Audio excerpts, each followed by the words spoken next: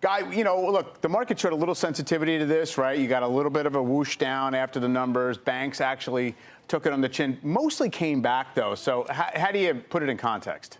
The stagflation part, I think, is really important. I think it was about 13 or so months ago, maybe 14, almost to the day, when Jerome Powell, when asked about stagflation, he said, trying to be clever, I see neither the stag nor the flation. And quite frankly, we have both now. And the final component to that is the jobs market, which we saw last week is starting to deteriorate. So that's sort of that's the chemistry, that's the mix for stagflation. The problem with that is, in my opinion, there's no real easy answer to get out of that. And I think the bond market is trying to figure out what's more dire right now. Is it inflation, which is clearly still a problem, or is it the slowdown? Today, in terms of yields, it's picking the slowdown. But what I would submit, neither one, I don't think, are bullish for the market.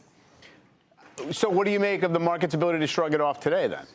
Well, that's why there are four of us here, because I say something, then you look over. I understand that. I'd rather interrogate your point. I do think that in 2 out of 3 last trading days, we've had data that is very concerning. Yeah. I think Monday's rebound was a combination of, we a little bit of razzle-dazzle over here. We forgot, let's fire the BLS head, let's do this. And we kind of forget, like, that payroll number, unless we think those numbers are outright fugazi, we still have a labor market that suddenly went from being okay to 35,000 on an average 3 months. That, along with the services part of the story, we know what the U.S. economy is. It's a services economy. We printed sub 50 or almost sub 50 on that non-manufacturing PMI. And as we said, there's a sticky, stubborn part of the inflation side of this. So I just think we're at a place through earnings season. We've had pretty much everyone you needed to hear from, with the exception of NVIDIA, who's a couple weeks away. We've had a chance to be bottom up. Bottom up's been very good. And I don't know that top down is terrible, but it comes after what has just been a heroic move in the equity market. So today's move is nothing. A 1% move in the semiconductors, who have outperformed the S&P by 25% since that April low.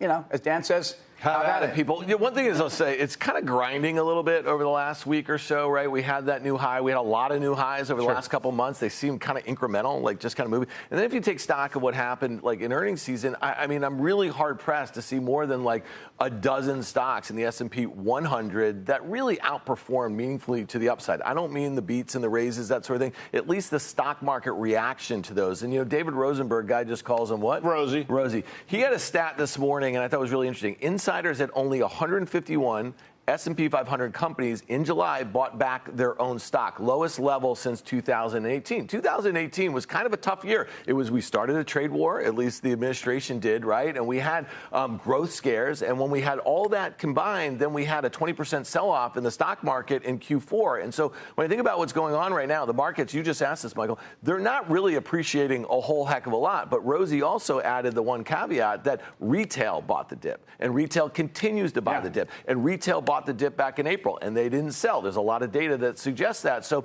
it seems to be a bit of a bifurcation, at least what insiders at S&P 500 companies are thinking about their own stocks. And this goes back to, when did Jamie Dimon say this? A few quarters ago, he was asked about whether they're buying back their stock or not, or something to that extent. He's like, I'm not. I think it's expensive, that sort of thing. Well, the stock here is only that much more expensive, 6 months on.